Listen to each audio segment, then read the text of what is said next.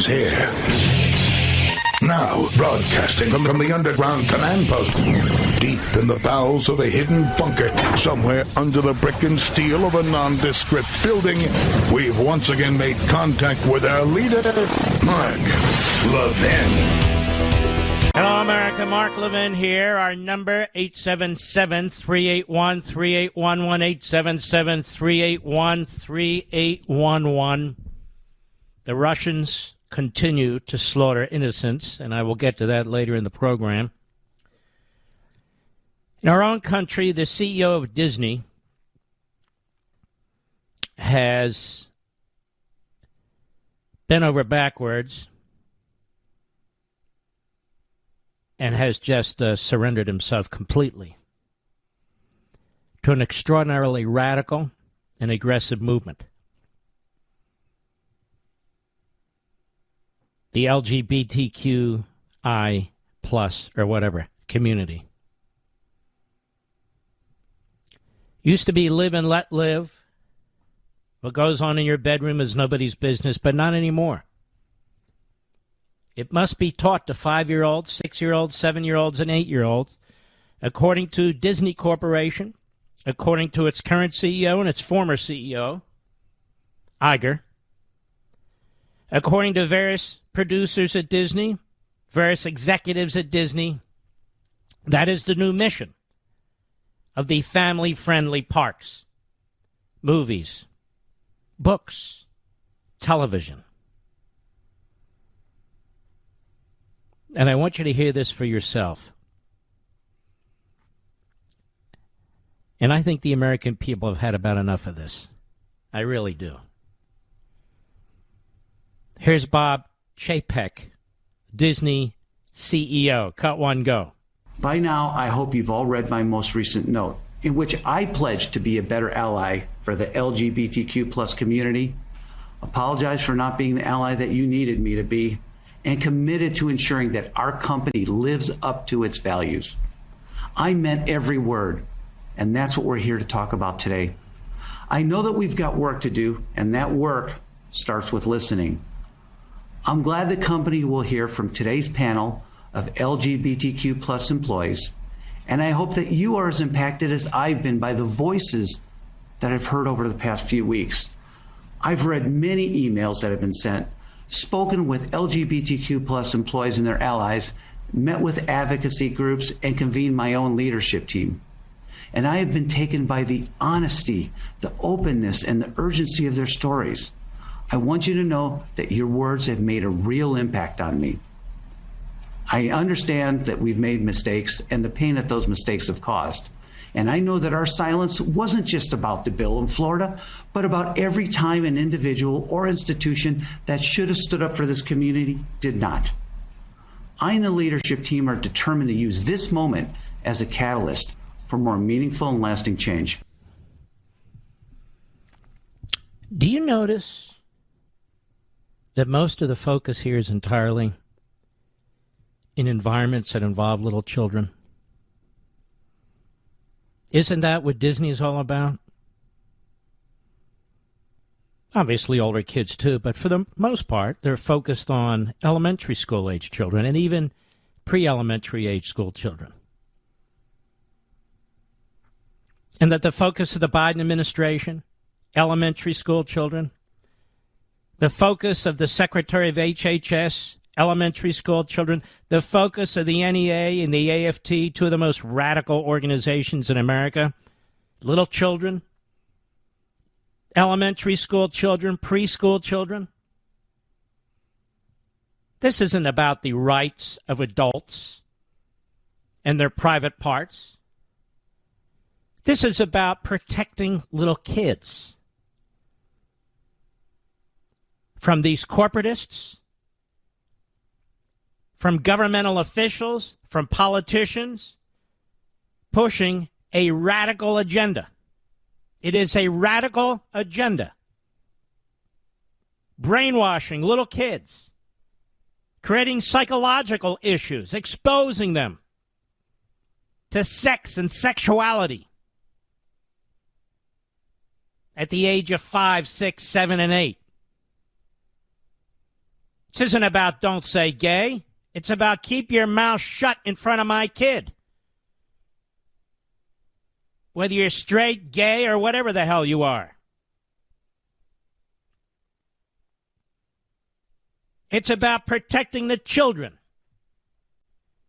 And the CEO of Disney has just announced he has no intention of protecting little children. He has no intention of keeping them out of this propaganda and this ideology. That, in fact, they intend to be at the forefront of it, because in more than half a century, children and their children and children of those children have embraced the Disney brand. The Disney brand. No thanks to the LGBTQ plus community. No thanks to this latest corporatist, Bob Chapek. This is about protecting the minds of little ones, little babies. This is about protecting parental rights. Now, you folks have a choice. You have a choice whether to participate in this or not. We're not talking about government-run public schools now. We're talking about Disney. You have a choice whether to go to Disneyland or Disney World, whether to continue to have the Disney Channel on your television, whether to watch their products or not. You have a choice now. And if you want to protect your little babies from being sexualized with the ideology of a relative small group of people and corporatists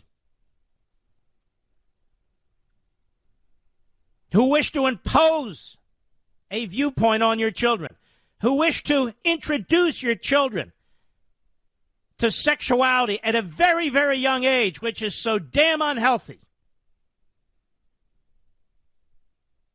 you have a choice.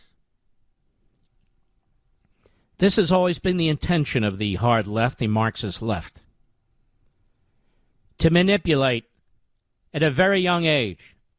So by the time your children are teenagers, and by the time the teenagers are young people, and by the time they're young people, they're middle-aged adults, that they're good servants of the country that they intend to control. That is the government. You wonder why religion is pushed out of the public square, but transgenderism is pulled into the public square? You wonder why the Pledge of Allegiance is pushed out of the classroom, but the pledge to transgenderism and critical race theory is pushed into the classroom? You need wonder no more. You need wonder no more. The American people have not asked for this. The American people don't want this. The people who are sabotaging this country, as brilliantly written the other day, are the self-appointed elitists. Whether they run corporations, whether they run school systems, whether they run the Democrat Party, whether they run a media outlet, whether they run a think tank. These people are the saboteurs of the American system. These people are undermining the family and faith. These people are destroying Americanism. Meanwhile, when you ask them to educate your children, they do a lousy job, a rotten job. LaToya Ravenel, a Disney executive producer, doing an internal Re-Image Tomorrow forum. Cut 2, go. I identify as like a biromantic asexual. I've had a lot. So what? So what? Why do I care what you identify as? Do I run around and say what I identify as? Just do your damn job. I mean it, ladies and gentlemen. I identify as, I am. Just do your damn job. Go ahead.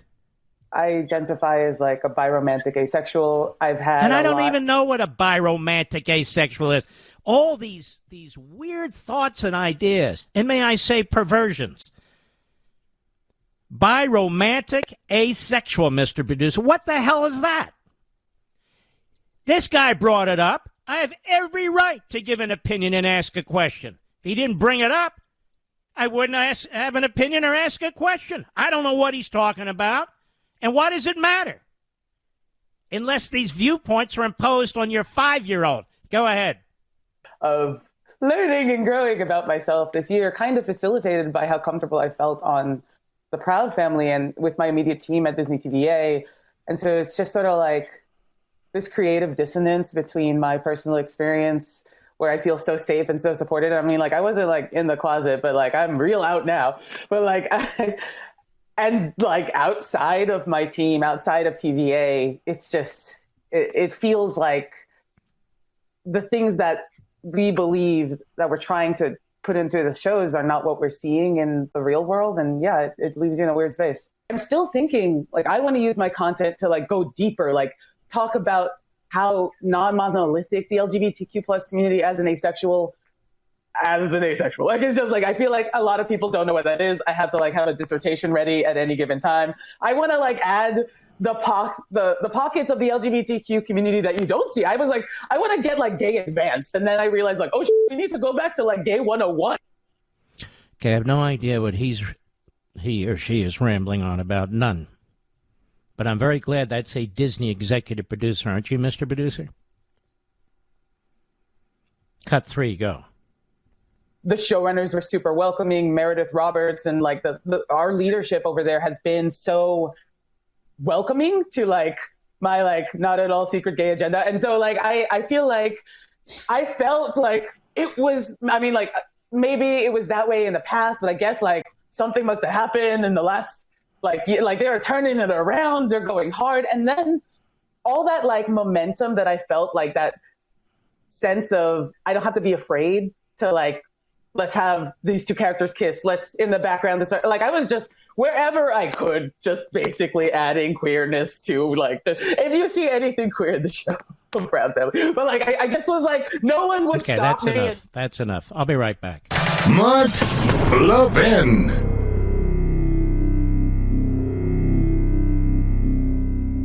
Folks, I'm here to talk to you about something very serious. Have you felt something changing in our country? That too many people no longer identify themselves as Americans first, but instead group themselves by race, class, or sex? That we're losing the common idea of justice, the melting pot that unites us. I'm talking about citizenship, folks. And if we lose the idea of citizenship, then we don't have a country. But there's something you can do. Get educated and then teach others. And my friends at Hillsdale College can show you the way. Hillsdale's new free course on American citizenship will help you learn about what's happening and why. The course is taught by our friend, Dr. Victor Davis Hanson, who will equip you to help restore our country. You can sign up for free at levinforhillsdale.com. You'll learn about topics like the history of citizenship, the deep state, and even the Great Reset. Please sign up today to take Hillsdale's free course at levinforhillsdale.com. That's Levin for Hillsdale.com, levinforhillsdale.com.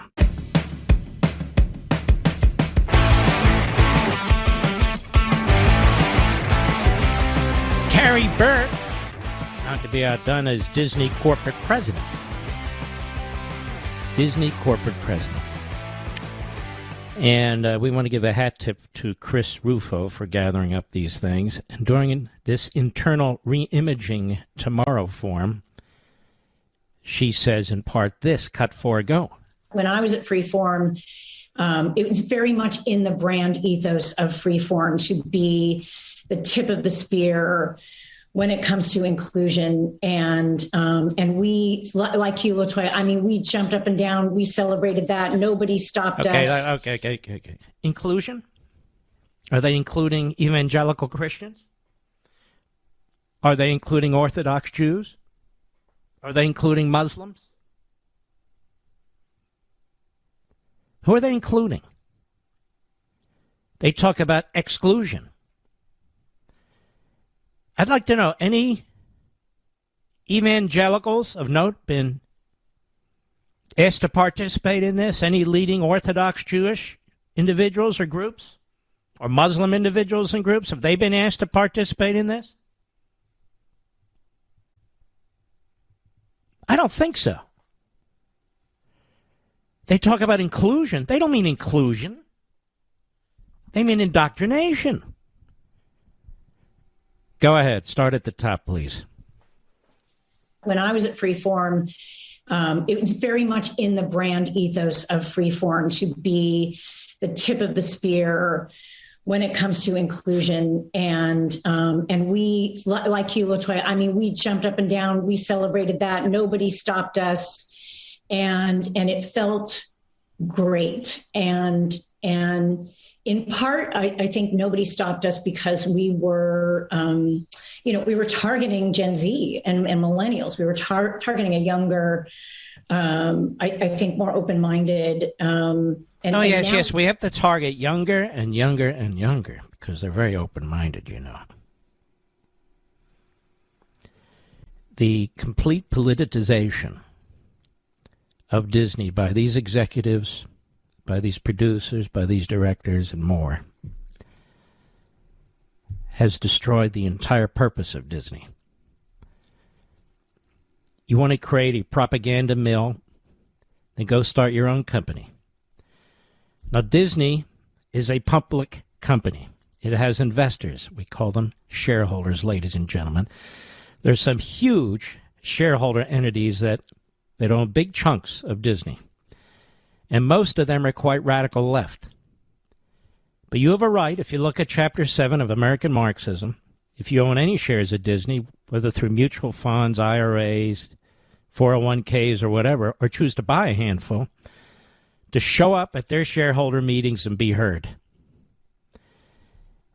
But I won't be stepping 1 foot in their park ever again.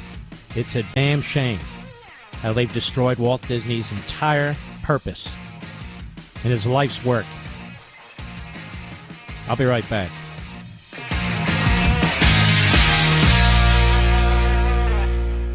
Folks, I'm here to talk to you about something very serious. Have you felt something changing in our country? That too many people no longer identify themselves as Americans first, but instead group themselves by race, class, or sex? That we're losing the common idea of justice, the melting pot that unites us. I'm talking about citizenship, folks. And if we lose the idea of citizenship, then we don't have a country. But there's something you can do. Get educated and then teach others. And my friends at Hillsdale College can show you the way. Hillsdale's new free course on American citizenship will help you learn about what's happening and why. The course is taught by our friend, Dr. Victor Davis Hanson, who will equip you to help restore our country. You can sign up for free at levinforhillsdale.com. You'll learn about topics like the history of citizenship, the deep state, and even the Great Reset. Please sign up today to take Hillsdale's free course at levinforhillsdale.com. That's Levin for Hillsdale.com, levinforhillsdale.com.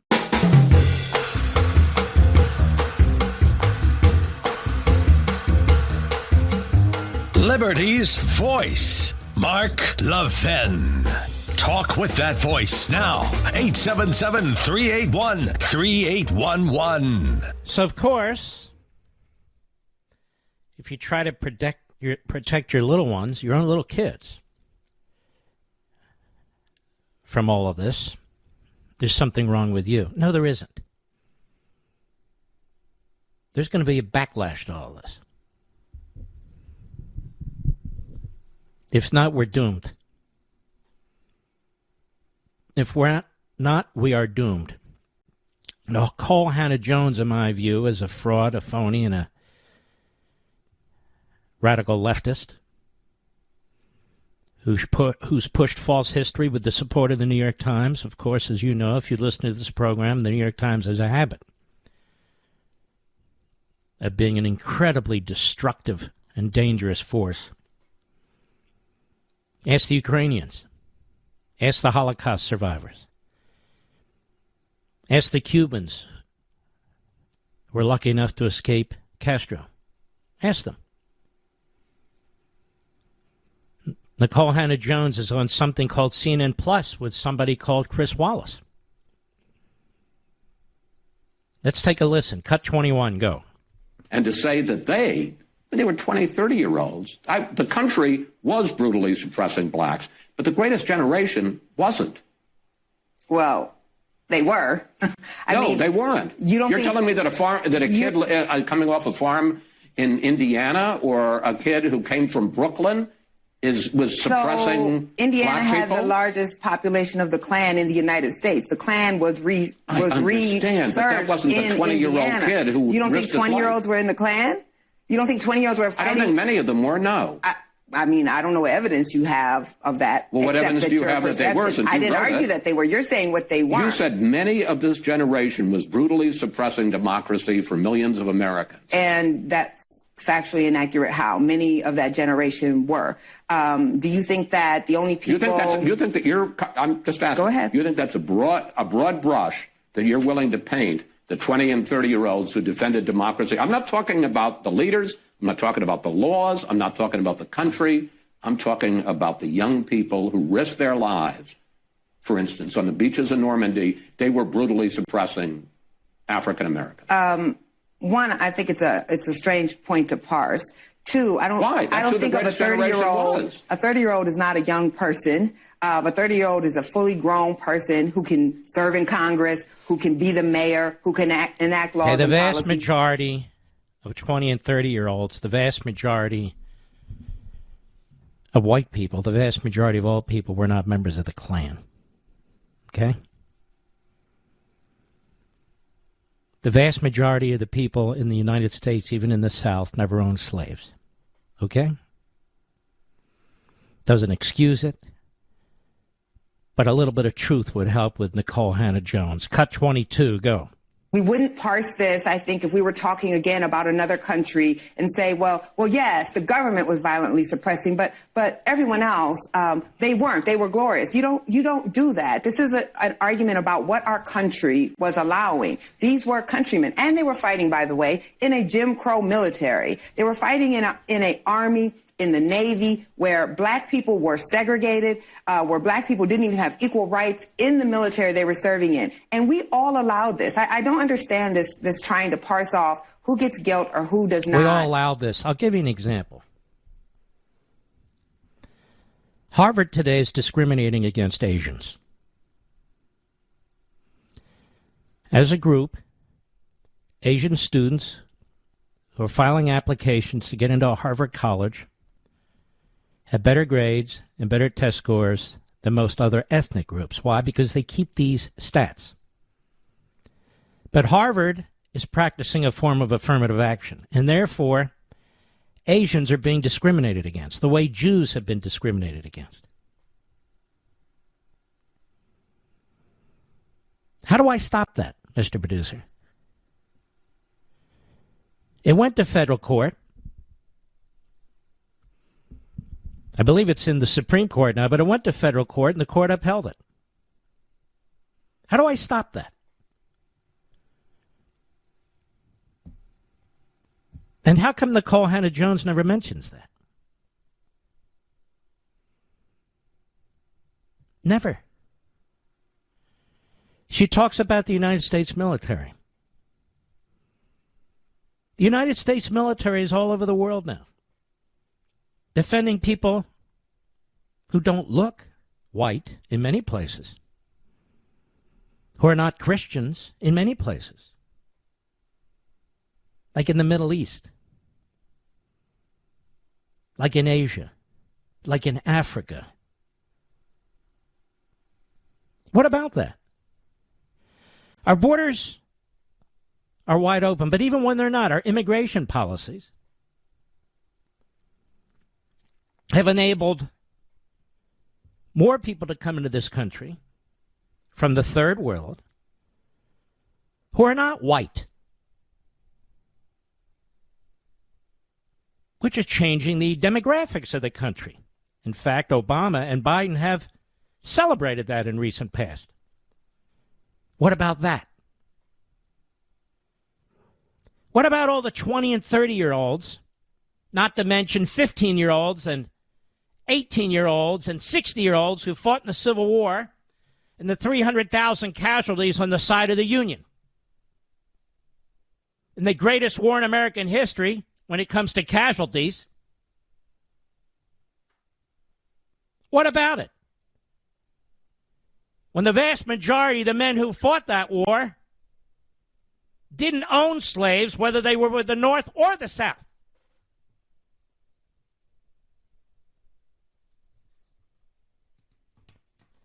Pretty incredible.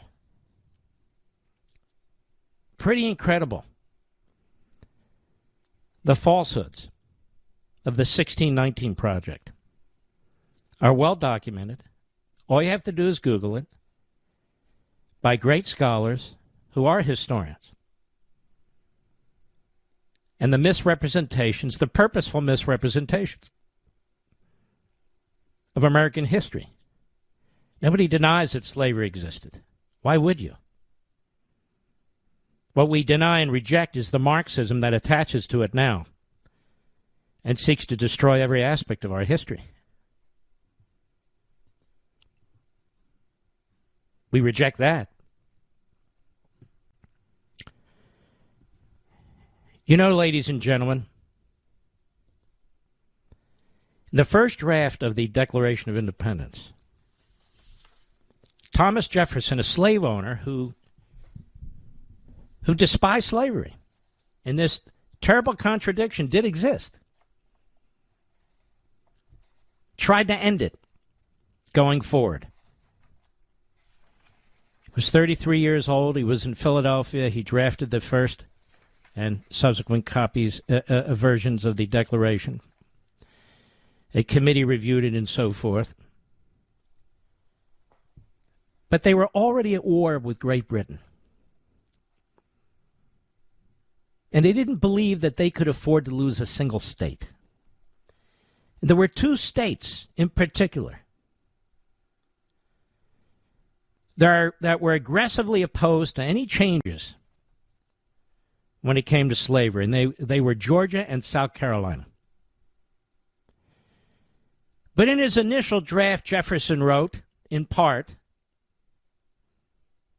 he, meaning the monarch, has waged cruel war against human nature itself, violating its most sacred rights of life and liberty in the persons of a distant people who never offended him, captivating and carrying them into slavery in another hemisphere, or to incur miserable death in their transportation hither. He's talking about Africans. It's often said the British eliminated slavery long before the United States. It's true. But they were in the business of capturing Africans and shipping them into their colonies, especially the United States. Jefferson went on to call the institution of slavery piratical warfare and an assemblage of horrors. He then criticized the Crown. He said, criticizing the Crown for exciting those very people to rise in arms among us and to purchase that liberty of which he has deprived them by murdering the people on whom he also obtruded them, thus paying off former crimes committed against the liberties of one people with crimes which he urges them to commit against the lives of others. His point being, he's referring to 1775 proclamation by Britain's Lord Dunmore, which offered freedom to any enslaved person in American colonies who volunteered to serve in the British Army against the Patriot Revolt. And that inspired thousands of enslaved people to seek liberty behind British lines during the Revolution. And so he's saying, on the one hand, they imported slaves into the United States, and then on the other hand, they encouraged them to rise up against the people who are rising up against them.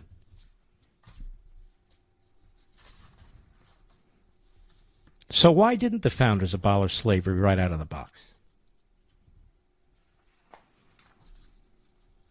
A fellow by the name of John Rowe put an interesting piece together. First of all, they didn't think they could make the change overnight, and it was clearly the case, given the fact that some of these states would have pulled out. John Jay, who never owned a slave and was anti-slave and was the first Chief Justice of the United States and one of the authors of the Federalist Papers, although he didn't author that many, recalls the long and tragic history of slavery in the colonies and suggests that something so entrenched in society will only sow more chaos if eradicated with the snap of a finger. They feared a slave rebellion as the kind I just mentioned. And in fact, in Haiti, they saw that. A revolution took place where the slaves rose up. And they feared that. You don't have to agree with all this. I'm giving you history. The main reason is they wanted the United States to remain united, and Georgia and South Carolina were going to bolt. In fact, they so valued the practice, they announced their intention to split from the other states if slavery had been banned. And the founders feared that a divided America would transform the United States not into a country, but into a place that could easily collapse.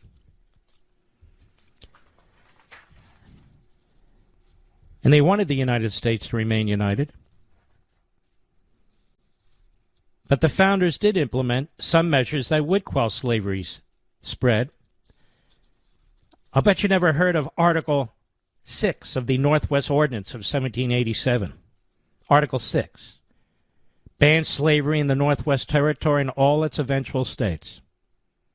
And it would eventually become the template for the 13th Amendment to the Constitution, banning slavery. And they would continue to pass anti-slavery legislation, including the Slave Trade Acts of 1794 and 1800, and the act prohibiting the importation of slaves. That's what it was called. Later signed by President Jefferson in 1808. Jefferson thought that these measures might have an immediate impact, but they didn't. The spirit of the master is abating, Jefferson said, that of the slave rising from the dust, his condition mollifying, the way I hope preparing under the auspices of heaven for a total emancipation. And they thought this would suffocate slavery's spread,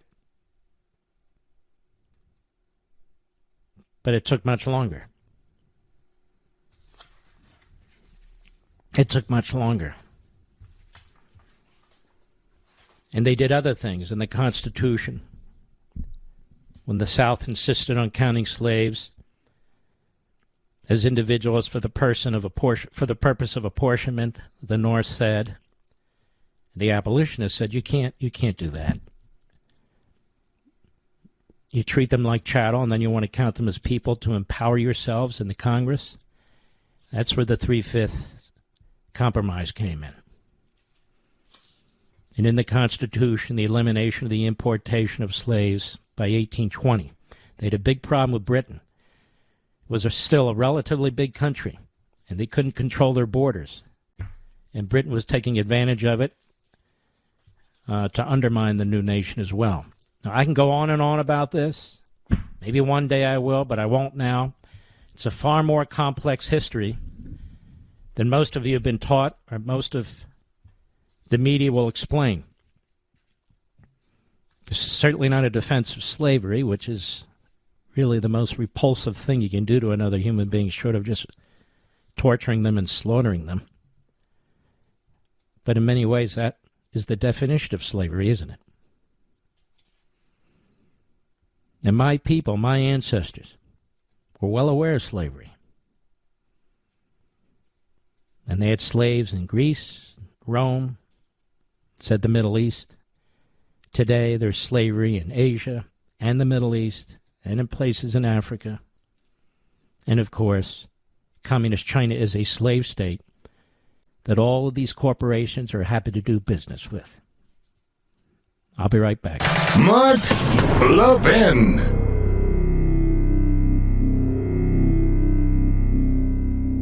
Folks, I'm here to talk to you about something very serious. Have you felt something changing in our country? That too many people no longer identify themselves as Americans first, but instead group themselves by race, class, or sex? That we're losing the common idea of justice, the melting pot that unites us. I'm talking about citizenship, folks. And if we lose the idea of citizenship, then we don't have a country. But there's something you can do. Get educated and then teach others. And my friends at Hillsdale College can show you the way. Hillsdale's new free course on American citizenship will help you learn about what's happening and why. The course is taught by our friend Dr. Victor Davis Hanson, who will equip you to help restore our country. You can sign up for free at levinforhillsdale.com. You'll learn about topics like the history of citizenship, the deep state, and even the Great Reset. Please sign up today to take Hillsdale's free course at levinforhillsdale.com. That's Levin for Hillsdale.com, levinforhillsdale.com.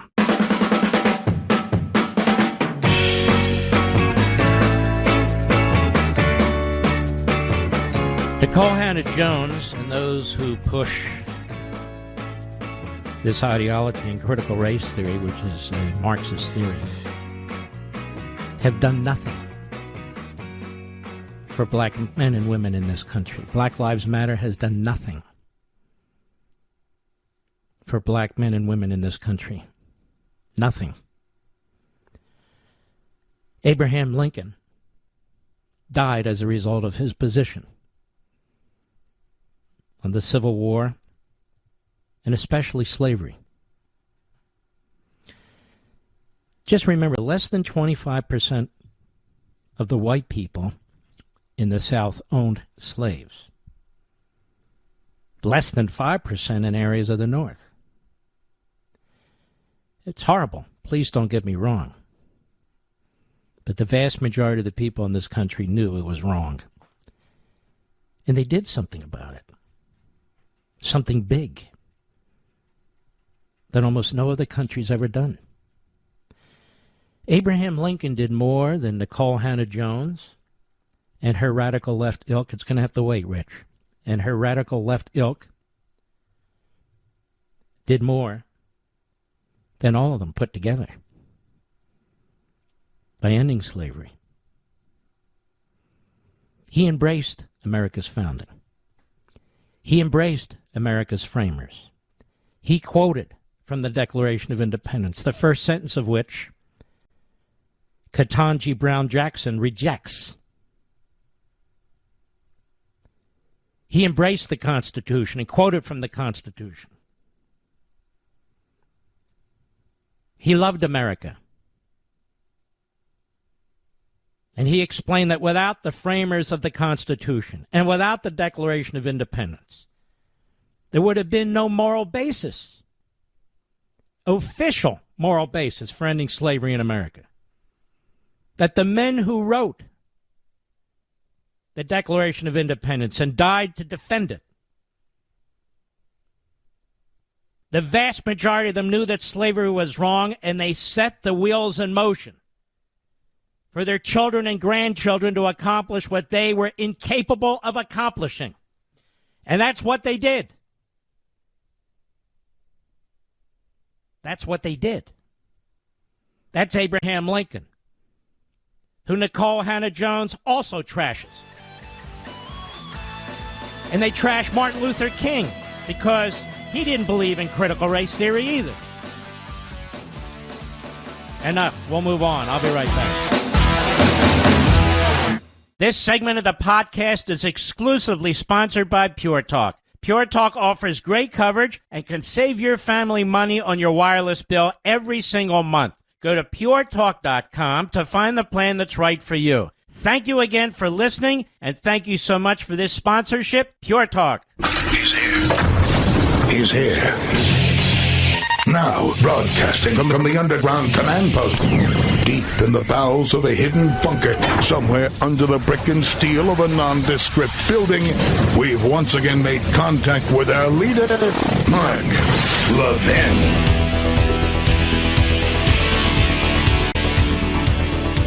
Hello, America. Mark Levin here. Our number, 877-381-3811, 877-381-3811. Oh, yes, yes, yes. And, of course, the greatest threat we face today, somebody like Rand Paul, you see. Because Ketanji Brown-Jackson had to wait 15 minutes for his vote while the rest of the senators had voted. And by the way, this is fairly typical. You do understand there's not a vacancy yet on the Supreme Court. Do you realize that, America? Judge Jackson doesn't even have a seat to sit on in the U.S. Supreme Court because Stephen Breyer hasn't left yet. Yet they confirmed her in record time in the modern period.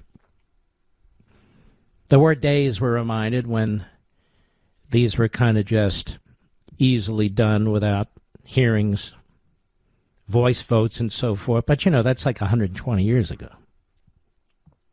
Not anymore. The Democrats have destroyed the entire confirmation process. But they want you to know that really they've destroyed it, but only for Republicans, not Democrats.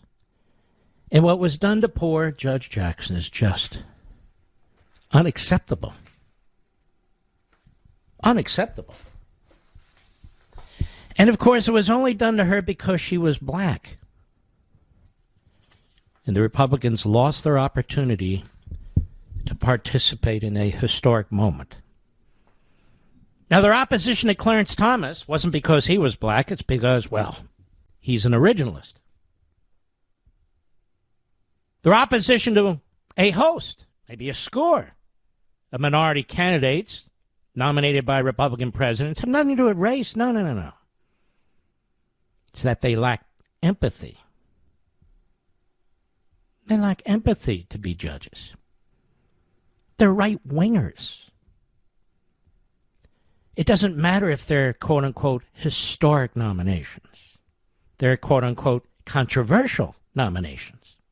But if the Republicans object to the radicalism of Ketanji Brown-Jackson, they're now giving her the initials KBJ. You know, it's very cool. Well, then, it's purely racism. What was done to her was vile. I'm thinking, what was done to her? She was asked questions about her rulings, which are appalling, which are weak on child pornography, pornographers, and those who use child pornography. I thought she got it pretty easy, to be perfectly honest with you. No. This was historic, and they made it hysteric. Oh. Yes. But it was appalling what was done to Ketanji Brown-Jackson, KBJ. Yes, absolutely. Meanwhile, we'll keep trashing Clarence Thomas, demand that he recuse, that he resign, nay, that he be impeached, that the second black person on the Supreme Court is no damn good. He's got to go. He's not historic, of course, but KBJ, she's historic. Unbelievable, fantastic, and nobody knows better than Susan Collins, who interviewed her for 90 minutes and said she vetted her through that interview. And everybody knows Susan Collins knows best. And I don't remember. You don't. Nikole Hannah-Jones defending Clarence Thomas. I don't remember her defending any minority candidates nominated by any Republican. No. What's that all about? Their minds have been colonized by the white dominant society. And how dare Republicans ask her about her rulings? How dare they ask her about her support for critical race theory, which undermines the whole American enterprise? How dare they ask her? What a woman. How offensive. It was verbal racism, ladies and gentlemen. Verbal racism. And then there's Tim Scott, a black man from South Carolina. How dare he be a Republican? black man from South Carolina. And he couldn't even bring himself to vote for this historic nominee. What kind of a black man is he? Absolutely unacceptable. He, too, has had his mind colonized by the white man, as the critical race theory lore goes. Well, let's first listen to what Kamala Harris had to say about all this today. Cut 8, go. So indeed, the road toward our more perfect union is not always straight, and it is not always smooth, but sometimes it leads to a day like today. A day that reminds us what is possible when progress is made, and that the journey, well, it will always be worth it. Okay, I just be quiet. All right, now we have Biden at the White House today. Biden, when he came to the Senate, threw in with the segregationists and the racists who opposed integration. He didn't want to send his kids into the quote-unquote jungle. Those words never resonated during the election because the corrupt media were so much in his camp. They didn't want to dig up stuff like that, or the laptop, or you name it. Because we need a historic moment like this, where the most radical, extremist individual on the list of individuals that Joe Biden received was nominated to the Supreme Court. In a historic moment. Joe Biden, cut 9, go. I knew it wouldn't be easy, but I knew the person It was very easy, you moron. What are you talking about? Hey, I knew it wouldn't be easy.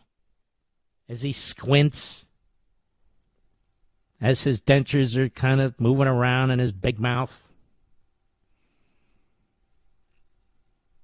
And I knew it wouldn't be easy. Oh, it was so terrible. She flew through. What the hell are they talking about? Go ahead. I knew it wouldn't be easy. Yeah, right. But I knew the person I nominated will be put through a painful and difficult confirmation process. No, she wasn't. Because she had to answer for her record. Nobody personally attacked her. Nobody attacked her husband or her children. Nobody made personal allegations against her. You jerk. That's right, you jerk. Go ahead.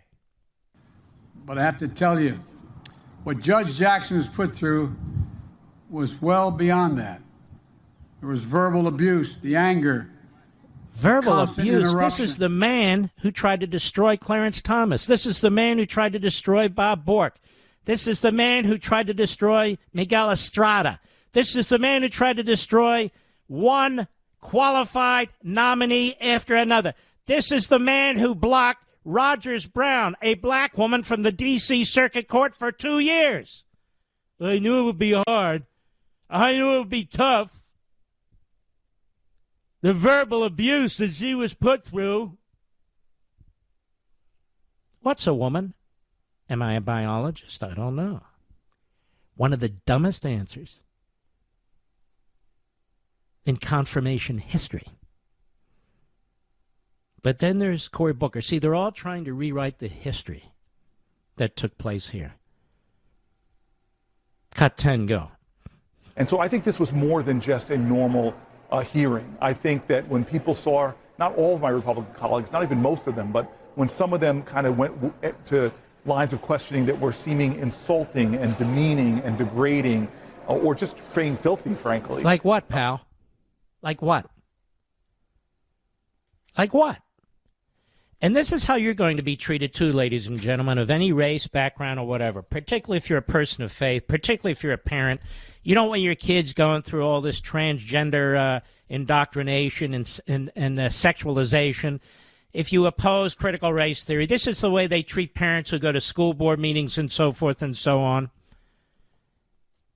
But we're never done until we hear from Yamiche Alcindor on NBC News. The idea that this woman, that this person is a reporter of any kind is laughable. She's a hack and a fraud and a phony. Right, Yamiche? Cut 11, go. That is a key question here. Garrett's reporting that the senator's aides closed the door and would not answer questions during this historic vote really does say something. And it really, in some ways, begs the question of, is this going to be yet another hurdle, another unusual thing that's happening to Judge Jackson as she tries to make history, and as she will make history? As Garrett said, this vote will happen. She will be confirmed based on the vote count. But it is, in some ways, an unsettling development. In some ways, it reminds me of... She's talking about Rand Paul being late. For all I know, he was in the can, Mr. Producer. But it's unsettling. It's very, very unsettling. The obstacles that they put in front of Judge Jackson, we've never seen anything like this. They dared to hold a hearing. They dared to look at her record. They dared to question her about the opinions she wrote and the sentences that she gave to child pornographers and men who use child pornography. They dared to go there. Yes, they did. They dared to ask her about her pro-positions on critical race theory. Oh, and then they dared to ask her the worst question of all. Can you define a woman? We've never, ever seen anything like this. The hurdles that she had to go over. And now Rand Paul. They had to wait 15 minutes to finish the vote. 15 minutes to finish the vote. Another hurdle they put in front of her. There's not even a vacancy on the Supreme Court. Oh. But they inconvenienced her. She was ready to go out on the South Lawn with Biden and Harris. And they were delayed. Because Rand Paul obviously hates black women. That's the conclusion you must draw from this, says Yamiche Alcindor of NBC News, previously of the Public Broadcasting Corporation, PBS. And she knows. There's a racist behind every tree. Oh, yes, there is. And poor Judge Jackson had to wait 15 minutes. And the brutal questions about her record, just unbelievable. We've never seen anything like this. If she were a white male, she wouldn't be treated this way. Just ask Brett Kavanaugh.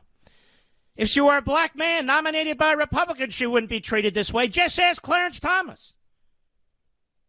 If she were a brilliant scholar nominated to the Supreme Court, just remember the late Bob Walker. But no. They dared to have an hearing.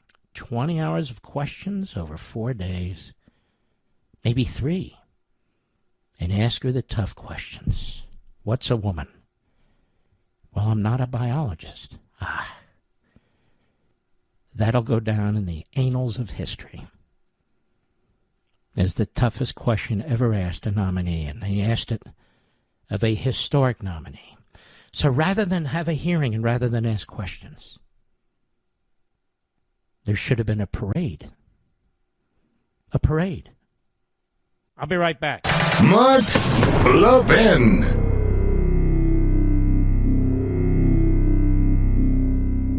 Have you ever played the game Would You Rather with your kids? Would you rather be a donkey or an elephant? That was an easy one. Well, here's another easy one. Would you rather overpay for cell phone service every month to a company with leftist values, or pay about half with Pure Talk and support a company who cares about your values? It's time to ditch Verizon, AT&T, and T-Mobile. Pure Talk has the same 5G coverage as one of those big guys, but saves the average family over $800 a year. I made the switch, and so can you. You can keep your number, keep your phone, or get huge discounts on the latest iPhones and Androids. Unlimited talk, text, and 6 gigs of data is just $30 a month. Or get unlimited data and still save a fortune. So do this. Go to puretalk.com, find the plan that's right for you. Then this month, enter promo code Levin Podcast, that's Levin Podcast, and you'll save an additional 50% off your first month. That's puretalk.com, promo code Levin Podcast.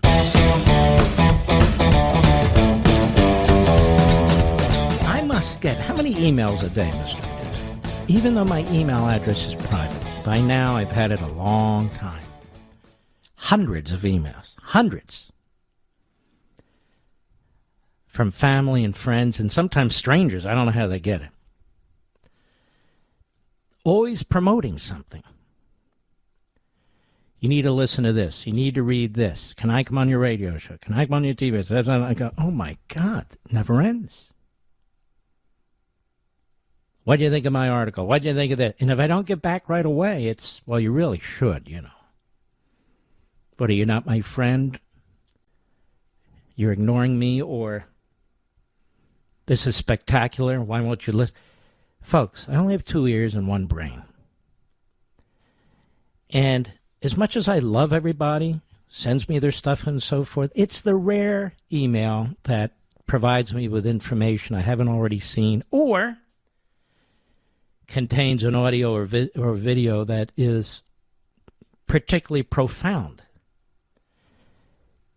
What do people think I do all day? I search for these things. I study them. I crack books. I try to find things that are substantive and interesting to you. I'm not saying I don't appreciate it, but it's simply not possible to read, watch, listen to everything else, and even get my jobs done. It's just not possible. And so it goes. I know I'm not breaking rocks. I got it, but it is kind of funny in a strange kind of way. When we come back,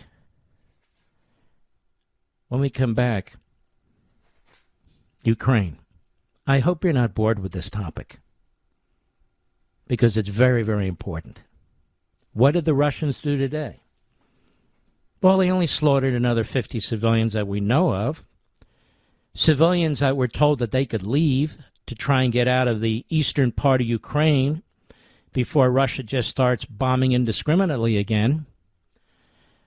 Don't forget Life, Liberty, and Levin this Sunday, folks, 8 p.m. Eastern Time. It's a fantastic edition of the program. We have Stephen Miller on, who actually has time to speak, and David Mamet. You saw a little bit of him last week. He's really... Have you ever played the game Would You Rather with your kids? Would you rather be a donkey or an elephant? That was an easy one. Well, here's another easy one. Would you rather overpay for cell phone service every month to a company with leftist values, or pay about half with Pure Talk and support a company who cares about your values? It's time to ditch Verizon, AT&T, and T-Mobile. Pure Talk has the same 5G coverage as one of those big guys, but saves the average family over $800 a year. I made the switch, and so can you. You can keep your number, keep your phone, or get huge discounts on the latest iPhones and Androids. Unlimited talk, text, and 6 gigs of data is just $30 a month. Or get unlimited data and still save a fortune. So do this. Go to puretalk.com, find the plan that's right for you. Then this month, enter promo code Levin Podcast, that's Levin Podcast, and you'll save an additional 50% off your first month. That's puretalk.com, promo code Levin Podcast.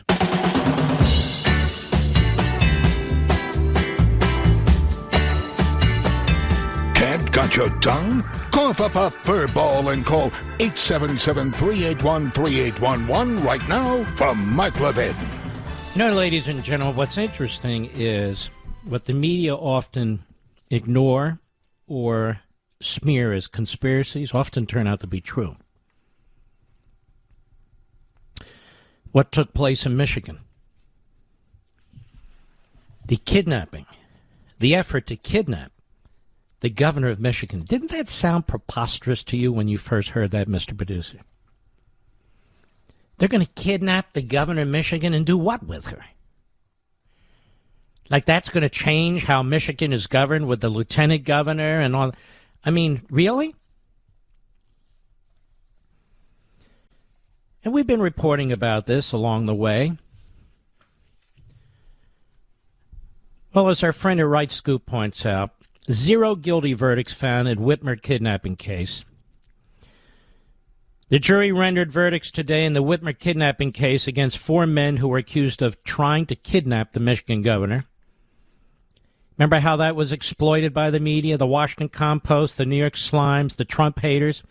Trump was behind this. Yeah, Trump and his supporters. That's right. No, the FBI was behind it. And their supporters. So what did this federal grand jury find? No guilty verdicts. 2 of the men were pronounced not guilty, and a mistrial was declared for the other 2. And, of course, the U.S. Attorney's Office immediately said, and we're going to go after those 2 again, I'll tell you what. Here's CNN. A federal jury on Friday, that would be today, found 2 men accused of plotting to kidnap Michigan Governor Gretchen Whitmer not guilty of kidnapping conspiracy, and a mistrial was declared for 2 other defendants. Adam Fox, Barry Croft, Daniel Harris, and Brandon Caserta face federal charges for allegedly conspiring to kidnap the Democratic governor. Harris and Caserta were found not guilty of kidnapping conspiracy. The jury also found Harris not guilty on other charges. The jury couldn't reach a verdict for Fox and Croft, after which U.S. District Judge Robert Jonker declared a mistrial for those defendants. All 4 defendants who pleaded not guilty faced up to life in prison if convicted of kidnapping conspiracy. An examination of the case by BuzzFeed News also reveals that some of those informants acting under the direction of the Federal Bureau of Investigation played a far larger role than has previously been reported. Working in secret, they did more than just passively observe and report on the actions of the suspects. Instead, they had a hand in nearly every aspect of the alleged plot, starting with its inception. The extent of their involvement raises questions as to whether there would have even been a conspiracy without them, BuzzFeed had written about a year ago. Pretty amazing, pretty sickening. These men could be serving 20 years or more in a federal prison because the FBI set them up to kidnap the governor of Michigan, which never made sense. It's like the insurrection language. So here we have hundreds of thousands of people gathered in Washington, right, Mr. Producer? Hundreds of thousands. And it's an insurrection. Do you think if there's hundreds of thousands of people preparing for an insurrection that they might be armed up to the teeth? That there would have been all kinds of violence? I don't just mean breaking into the building and hitting cops and so. I mean firearms, tear gas, shootings. I mean, an insurrection? Seriously? That's an insurrection. Taking over the Capitol building. We are members of Congress. We were in fear of our lives. None of them were threatened with their lives. Not one of them. Again, I don't defend this. I never have. People try to put words in my mouth because that's what they are. They're Kremlinoids. They're from Tusk and Pravda. Just pretend they're Americans. But you get my point. We've gotten 750 arrests. We're going for 800, 900. But it's Trump they want. That's why this January 6th committee. I'll get to Ukraine. We got time. This January 6th committee. Kylie Kemple at the Federalist. Nancy Pelosi's January 6th committee is following the same pattern as the evil John Doe investigation. 15 months after Congress certified the 2020 elections, House Speaker Nancy Pelosi's hand-picked January 6th commission is still forging ahead with partisan theater. The committee has seized bank records of peaceful protesters, routinely made up evidence to tarnish Republican leaders, spied on federal lawmakers' phone records, threatened press freedom, and is now admittedly trying to criminalize GOP's fundraising on the issue of election security, as Molly Hemingway reported last month. The unserious committee has been exploiting the Capitol riot for political ends since it happened, But as time passes, Democrats' abuses of power become more brazen, and they call to mind some of the most egregious instances of neglect of the rule of law and civil liberties in our country's recent history. The years-long and still ongoing Russia collusion hoax comes to mind. The committee's conduct has drawn parallels to Watergate as well, most recently with its attempts to subpoena opposition records, which would include financial records from the Salesforce database, as well as personal, sensitive information about Republican donors and other party supporters. As the Republican National Senate Committee wrote in an amicus brief, what the Salesforce subpoena demands is for the company to hand over the holy grail of the RNC's internal digital playbook. And dizzy Lizzie Cheney's all for it. But there's another comparison, one that carried massive implications for national politics and the rule of law. Wisconsin's infamous John Doe investigation of former Governor Scott Walker and his supporters. Remember this? I had to think back. It all started back in 2010, when Governor Walker was still county executive of Milwaukee and running for governor. Based on a report that public funds had been stolen from an annual military event, Walker opened an investigation which came to be known as John Doe 1. Wisconsin has a provision for these legal proceedings called John Doe investigations. Like grand juries, they're intended to determine whether a crime has been committed, and if so, who committed them. Unlike grand juries, these are not conclusions drawn not by a jury of peers, but investigations held by a single judge. Not only can law enforcement subpoena witnesses, but they can issue gag orders that prevent those witnesses from saying anything publicly about the investigation, granting an inordinate amount of secrecy to those overseeing it. Six people were convicted as a result of John Doe 1. By this point, Walker had secured the governorship, and by 2012 was facing a union-fueled recall effort, which he weathered and won. And after Walker won the recall election, however, a judge gave the overseeing district attorney the green light to grow the scope of the John Doe investigation, except this time it targeted Walker himself for supposedly breaking campaign finance laws. The DA was John Chisholm, the same DA who became infamous in November 2021, when a criminal he let off with exceptional leniency murdered 6 people and injured more than 62 others when he plowed an SUV through an annual Christmas parade. The overreaches of the investigation were extreme and chilling. Prosecutors targeted not only Walker and conservative organizations in the state, but also his supporters.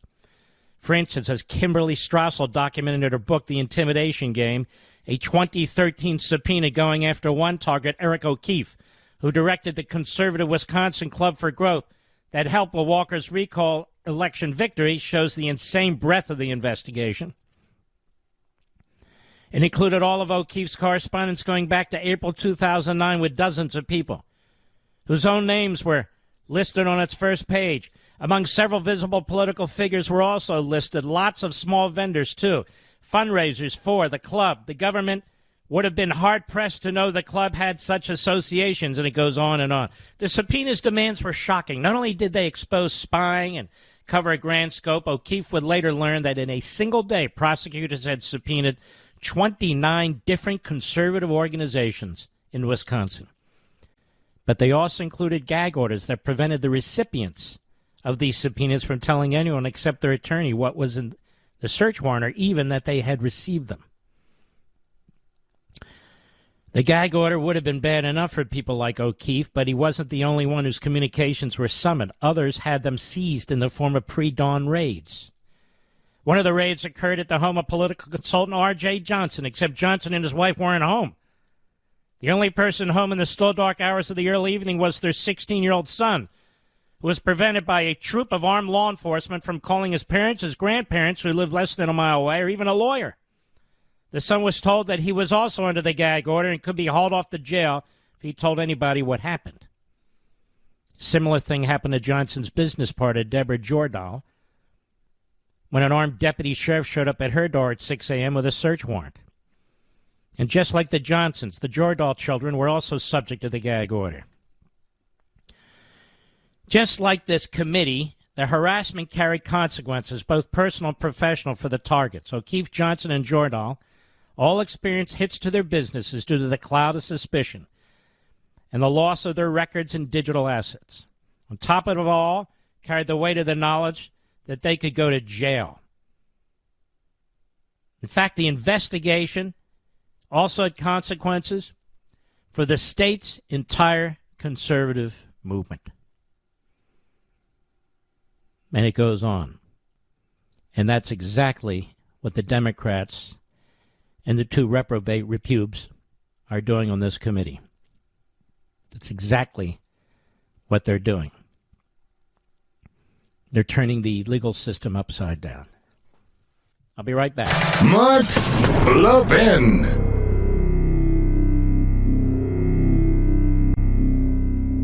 Have you ever played the game Would You Rather with your kids? Would you rather be a donkey or an elephant? That was an easy one. Well, here's another easy one. Would you rather overpay for cell phone service every month to a company with leftist values, or pay about half with Pure Talk and support a company who cares about your values? It's time to ditch Verizon, AT&T, and T-Mobile. Pure Talk has the same 5G coverage as one of those big guys, but saves the average family over $800 a year. I made the switch, and so can you. You can keep your number, keep your phone, or get huge discounts on the latest iPhones and Androids. Unlimited talk, text, and 6 gigs of data is just $30 a month. Or get unlimited data and still save a fortune. So do this. Go to puretalk.com, find the plan that's right for you. Then this month, enter promo code Levin Podcast, that's Levin Podcast, and you'll save an additional 50% off your first month. That's puretalk.com, promo code Levin Podcast.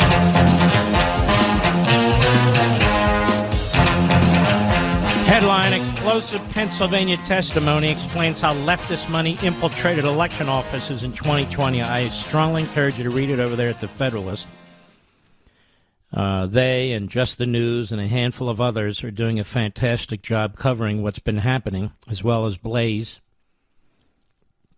And I say, Daily Wire, Daily Caller, and what's happened in this past election in order to fix it. I know the media, for the most part, want us to move along. They don't want this discussed. They want this to be taboo, but it can't be taboo, or it'll happen again. Here you have the governor, who's a radical left-wing kook in Pennsylvania, calling in these groups, basically to facilitate them getting Mark Zuckerberg's money to infuse these Democrat areas with a great deal of money, coordinating with local election officials and Tom Wolf's office. He's the governor. In particularly 5 of the bluest counties, getting them to apply for the grants and so forth. If this is corruption, systemic corruption on a massive scale, but we simply do not have an honest media. They are corrupt as hell. Even some of the conservative media won't report on this stuff and won't talk about this stuff. It's shocking. It's appalling. But here we are. Where is Yamiche Alcindor? I assume she'd be all over this, right, Mr. Producer? And Joe Scarborough. Where's Andrea Mitchell? They're all frauds, fools, and phonies. That's why. Morgantown, West Virginia. I love Morgantown, West Virginia. It's Holly. We have dear friends who live there, the Freelings. And it's a very nice town. I like West Virginia. It's your stupid senators I can't stand, either of them. Holly, how are you? I'm good. Thank you for taking my call. I can't believe I'm speaking to a truly great one.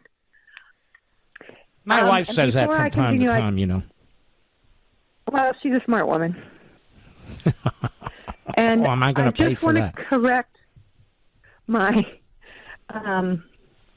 I'm really listening to you on iHeartRadio. I said that, but it's actually 870 AM out of Los Angeles, the answer. That's what I'm listening to you on. Okay. Yes. Good. Yeah. So I corrected my thing, and I want to say, a long time ago, probably more than 30 years, I read a book on the Chinese Cultural Revolution, and when I heard the CEO of Disney gives his apology, it sure sounded a lot like a confession from the Chinese Revolution. Wow. That is brilliant. Absolutely brilliant. And the indoctrination sounds a lot like Maoist China, too. Thanks for your call. We'll be right back. Ladies and gentlemen, I want to ask you a question. Did you know withdrawing your cash from the bank can be very risky? That's right. Banks are now required to spy on us for the government, and they report any behavior they think is suspicious. It's true. And I was shocked when I read The Secret War on Cash from Swiss America. The new war against cash is really a war against the Constitution, against all freedom-loving Americans. So you need to read The War on Cash. Get your free copy by calling 800-630-1492, 800-630-1492, or visit SwissAmerica.com. Now, this war on cash is growing daily and also includes all forms of digital money. Please get and read The Secret War on Cash free to my listeners by calling now, 800-630-1492, 800-630-1492, or visit SwissAmerica.com. He's here. Now, broadcasting from the underground command post, deep in the bowels of a hidden bunker, somewhere under the brick and steel of a nondescript building, we've once again made contact with our leader, Mark Levin.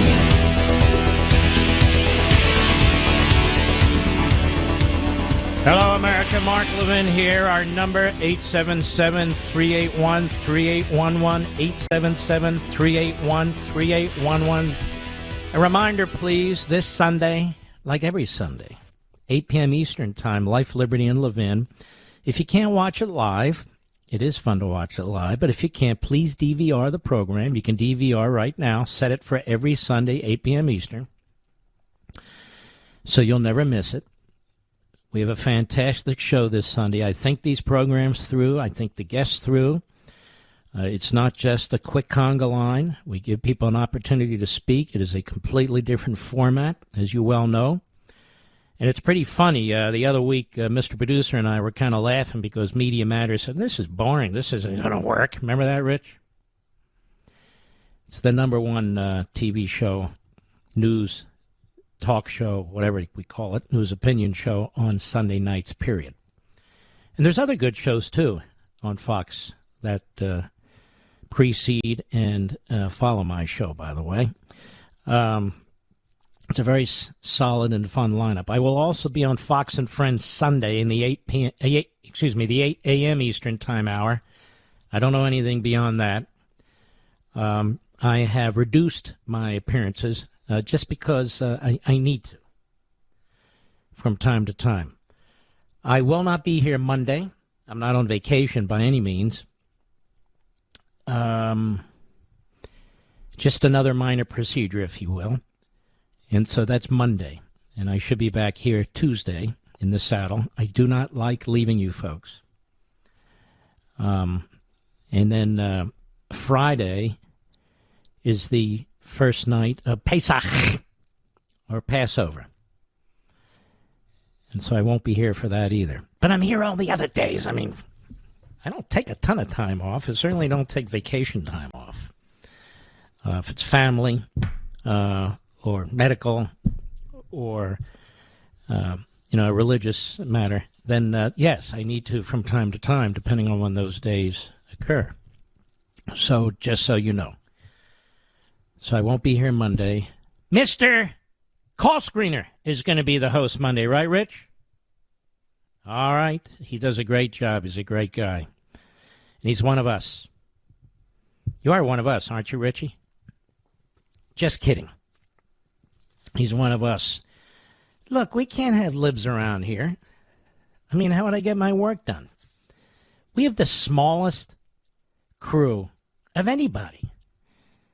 I've got Mr. Producer, who's the producer, and he works the board.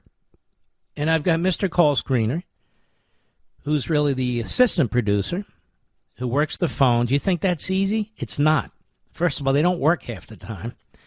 And secondly, he takes a lot of abuse. So when you call in here to speak to me, tell him how much you love him. He needs it. I think psychologically he's having issues. No? Well, maybe he's not. All right, Ukraine. How's this thing going to end? Is it going to end? You know, ladies and gentlemen, I've been telling you my view now for weeks, if not actually going on 2 months. And that is, what needs to be done here is Vladimir Putin needs to go. And if he goes, that may bring this to an end.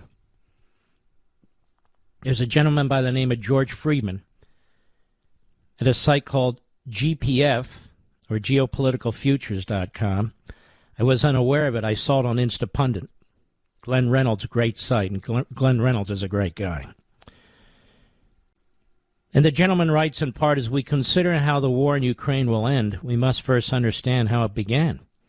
Russia invaded for geostrategic reasons. Having Ukraine as a buffer state safeguards Moscow from invasion from the West, and for economic reasons, which have often gone overlooked. The transition from the Soviet Union to the Russian Federation wasn't exactly lucrative. It may have increased total wealth, but Russia remains a poor country. Its gross domestic product ranks just behind South Korea. A respectable placement, but hardly where a superpower should be. And in terms of per capita GDP, Russia ranks 85th, nestled between Bulgaria and Malaysia. Economic statistics rarely tell the whole story, of course, but in Russia's case, they fairly accurately present a country that is poorer than it appears, masked superficially by a top layer of the super-rich elite. Life in major cities like St. Petersburg and Moscow is luxurious for the wealthy and bearable for the rest. Life in the countryside is something else entirely. Individual regimes can't be solely blamed for Russian poverty. The size of the nation, the difficulties in areas such as transport associated with its size make Russia difficult to govern. And from the time of the czars, it's been the state rather than shared economic prosperity that has kept Russia together. Often this has been achieved through the security services, which are tasked with maintaining state power, not with building an economy. It's a little wonder that the country that boasted the Okhrana also produced a president who cut his teeth in the KGB. Rightly or wrongly, Russia's size and inefficiency tend to demand a strong hand. By the way, I don't agree with all this. I'm just giving you what is a point of view that I think is very, very interesting. This has created an expectation that the state will be strong even if the people are poor. There was pride in the czars and in Stalin, the so-called man of steel, but for a ruler to govern Russia, they must demonstrate strength.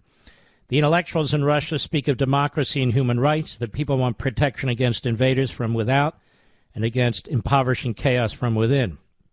Of course, what he misses here, in my humble opinion, is all the people they slaughter. My guess is they oppose the regime that is busy slaughtering their ilk. Over the years, President Vladimir Putin has made various gestures at improving Russia, but he learned in the KGB that without a strong hand, Russia is ungovernable. And he knew that there are two types of strength, the kind that makes other countries tremble and the kind that keeps homegrown enemies in check. From Belarus to Kazakhstan, Putin has tried, in the only way he sees fit, to rebuild Russia brick by brick, and Ukraine is the biggest brick. He believes he had to take it. Russia was becoming restless. Dissidents were being arrested, dissidents, that is, and foreigners were dismissing it. Strategy and power forced him to act. But the problem was that his instrument of action, the Russian army, was as ineffective as Russia itself. This had not always been the case. As brutal as military service could be, there was a certain pride in it. The Russian army today seems disorganized, unimaginative, and uninspired. The deployment of force, preparation of logistics, and command of the battlefields on all levels simply wasn't there. There was a different sort of Russian army, a bureaucratized one more afraid of the Tsar than of losing to the enemy. Putin demanded a rapid defeat of the enemy, but to rule by strength you must see clearly and strike decisively at the center of gravity. Ukraine had no center of gravity, only a widely dispersed light infantry force that provided no single point to destroy. Although that may seem like guerrilla warfare, it is not. And Ukraine surprised its enemy with resilience and unpredictability. The attacker can respond with brutal attacks on the population, but that leaves the Ukrainians with no choice but to fight. The Russian army wasn't designed for this war, hadn't planned for this war, and has only brutal counter-civilian action to take, and Putin will take it. The problem is that Putin cannot stop. nor can he reach an agreement with Ukraine that he will keep. This is the key that I wanted to focus on. Every deal except for surrender by the enemy is a revelation of weakness on the part of a weak country and a weak ruler. The only alternatives are ineffective action because the force he sent to war was the wrong force from a country that didn't have the right one. Now, he can reach a genuine ceasefire, but if he does, he's finished. Not being able to defeat the Ukrainians and held in contempt by others destroys the myth of his power. Continuing the war endlessly reveals the same thing. As this goes on, Putin's primary task is to pretend that the defeat is not happening, because anything less than victory is a defeat. Every agreement must end in betrayal. And as it happens with guerrillas, they get stronger and longer the war drags on. The crucial question is whether Russia has strategic reserves. The army has been in the field for over a month, and whether that's still cold, at the end of a logistical line that is problematic. It's been fighting a highly motivated, mobile, light infantry force familiar with the terrain. It cannot go on indefinitely. Russia has to rotate its forces. Strategically, it must send more. Instead, it's executing a bloody withdrawal. You don't fight for the same ground twice unless you have to. This means that Putin's war plan is shattered. The resistance has been effective, and his troops need a relief he cannot provide. Putin will feint in other directions, perhaps in the Baltics or Moldova, but he lacks the force to fight on another front. He can't sustain this war easily, especially in the face of NATO soldiers who so far stayed out of the fray. Even so, he says, I cannot predict what a leader will do in the end, but for now it's clear to me Putin will cling to power and blame everyone around him. But every day the war goes on, Putin gets weaker. Ukraine should not be able to resist. NATO should not be united. American economic warfare should not be so powerful. Putin is growing more desperate. He has mumbled about nuclear weapons, the sign of utmost desperation, but he knows he and anyone he may love will die in a nuclear exchange.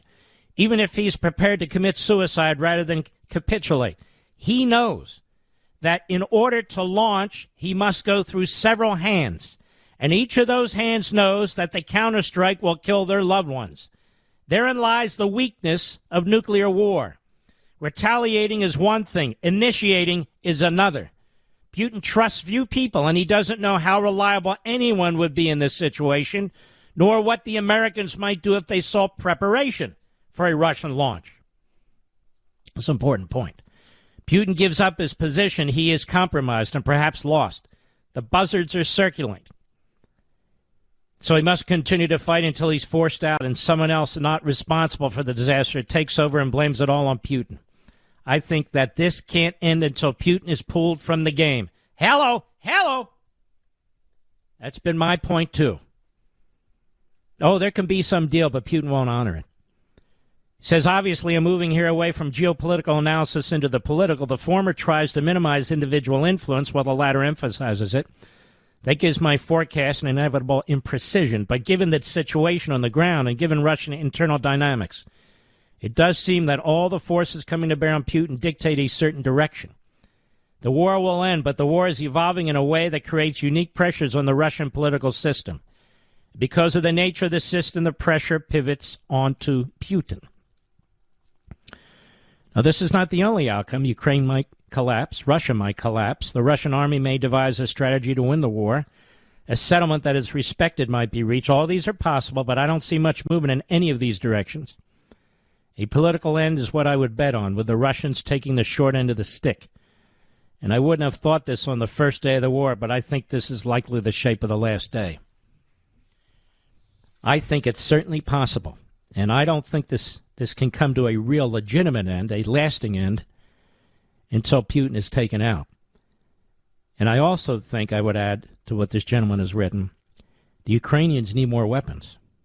And by more weapons, I mean more powerful weapons. They need their jets, and they need tanks.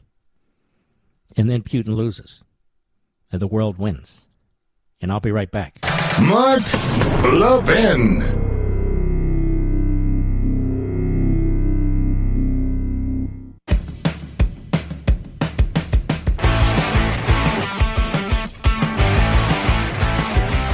Five for Fighting. We went there. The place was packed. It was loud as can be. They were great. And so it's an honor, John. How are you, my friend? Great one. It's a pleasure to talk to you.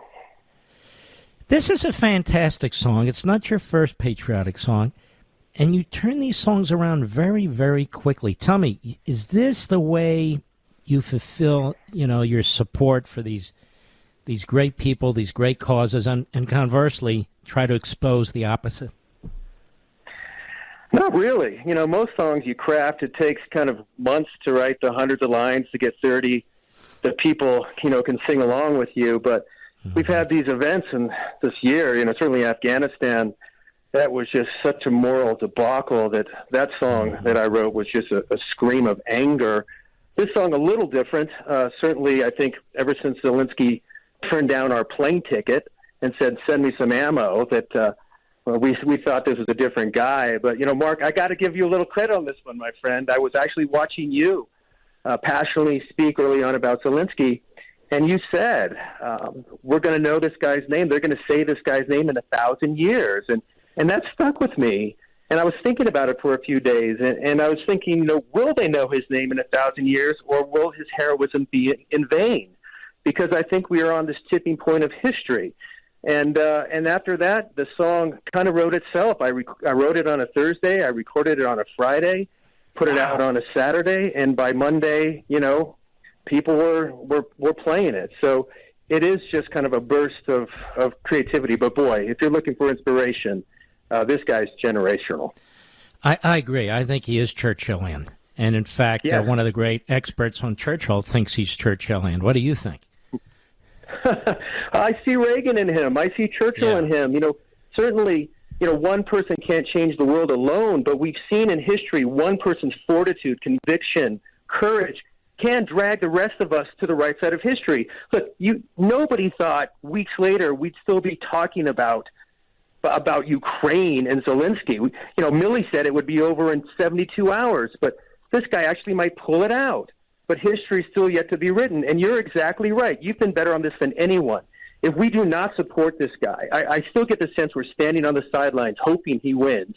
But if we do not support this guy, it'll be a greater debacle than even Afghanistan. So let's hope that good wins over evil, but history is yet to be written. And by the way, people want to hear your song. Where do they go to hear your song? You still with us, John? Is John there, Mr. Producer? Oh, no. I think I lost you all. All right, there you are. Can you hear me, John? Uh-oh. We'll call John back. We will link to John's song on Parler and Getter, Mark Levin Show.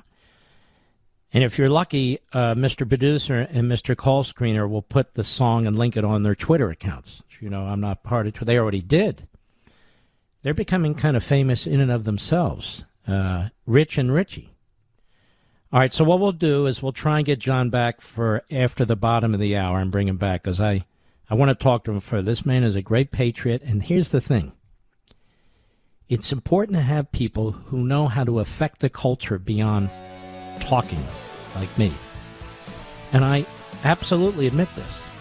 And so when you have a fantastic singer and songwriter like John Ondrasik and others who are prepared to do this, it's a big deal. So we'll be right back. We'll get them. See you in a minute.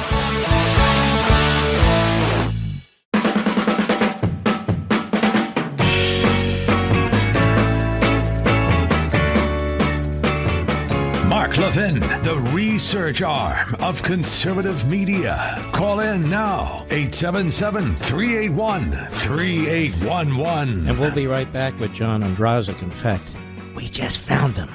Of Five for Fighting and his fantastic song and his great patriotism. So, John, when you do something like this, you probably don't care about your critics. None of that really matters. Do you get many critics, by the way?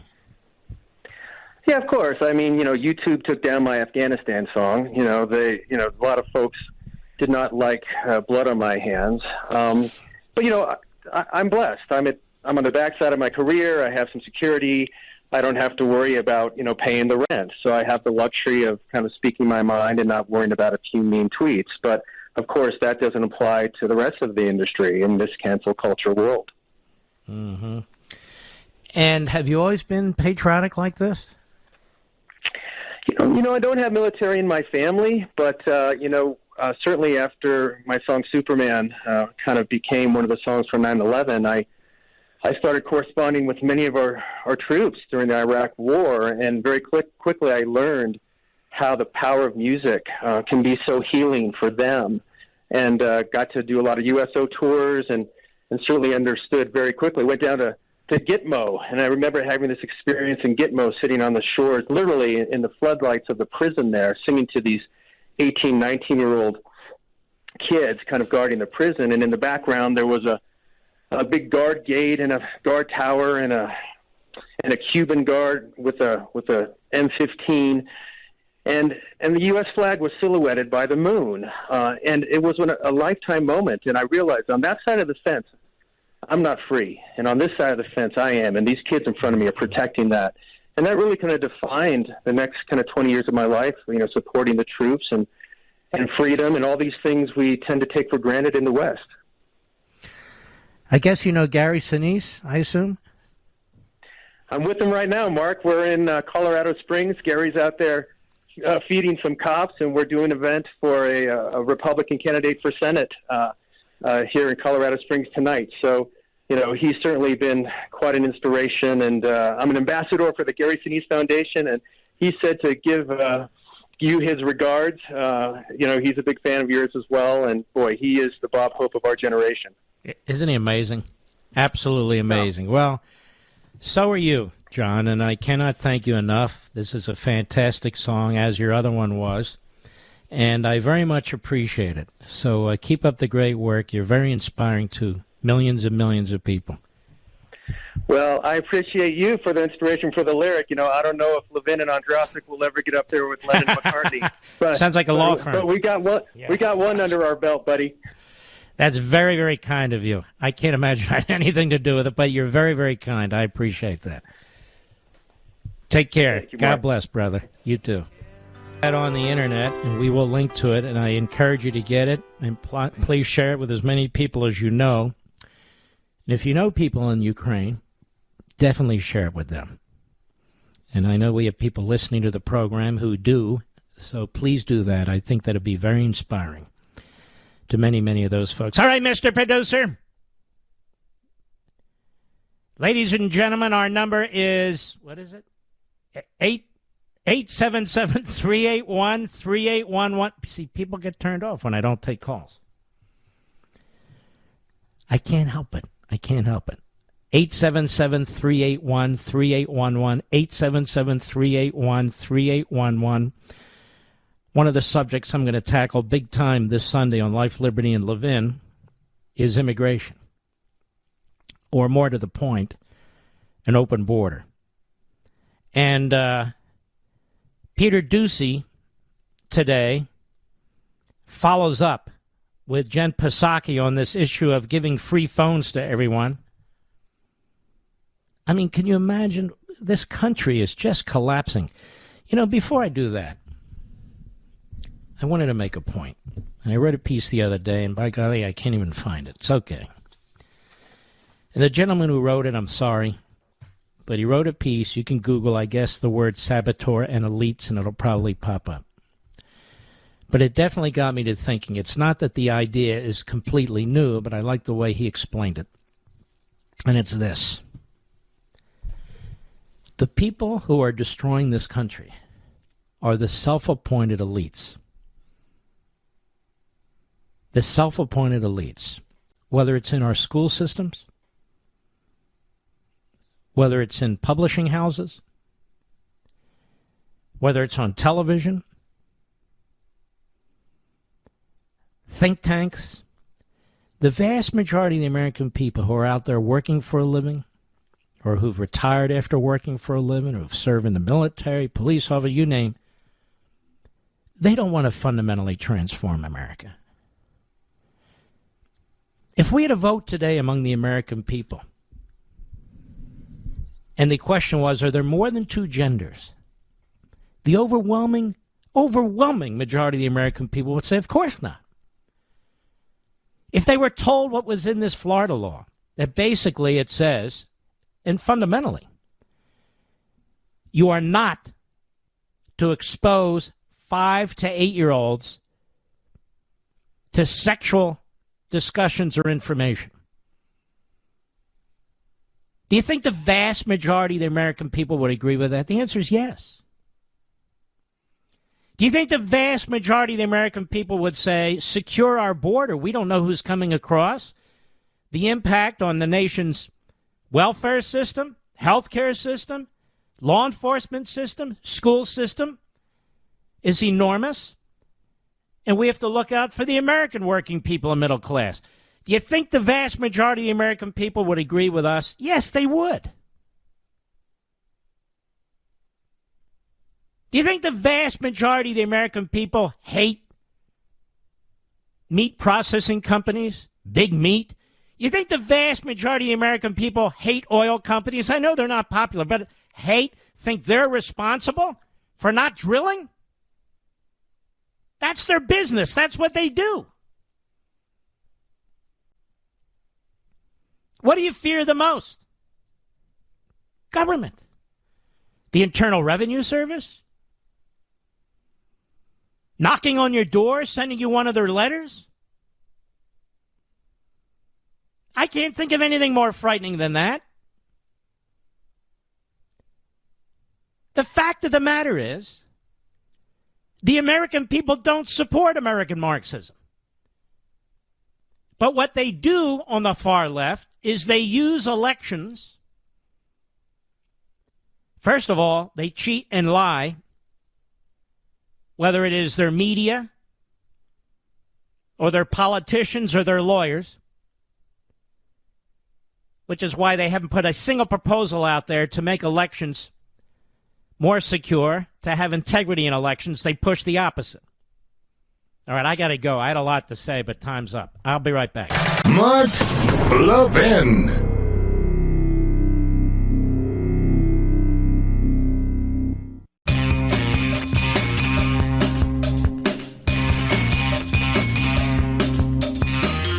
You know, folks, there is really outstanding reporting going on in the systemic abuse of the legal system and the voting system that took place in 2020. Each one of these battleground states. You now have the Attorney General of Arizona who's put out their letter. You just go online and find it. His office, the Attorney General of Arizona. In Georgia, what they found there is absolutely unbelievable, and a movie has been done and will be issued on that. You have Dave Bossi's movie, in which they further expose Zuckerberg and the $417 million that he poured into the Democratic Party ranks through the back door by effectively controlling these local boards of elections. And now you have explosive testimony in Pennsylvania, the Federalist is reporting on how this money infiltrated Pennsylvania and how the governor and other Democrats were working with these people to defeat the will of the voter in Pennsylvania. I wanted to get to this more. Take a look at the Federalist piece on what happened in Pennsylvania. Take a look at what the Attorney General of Arizona had to say about what happened in Arizona. Take a look at what's going on with the Louisiana Attorney General, trying to expose further what Zuckerberg did. Look what happened in Georgia and the vote that started to pour in after the election. And keep in mind, the same media that covered up Hunter Biden and his laptop is covering up all of this. Thank God for independent conservative media. Ladies and gentlemen, every Friday, in your honor, we play America.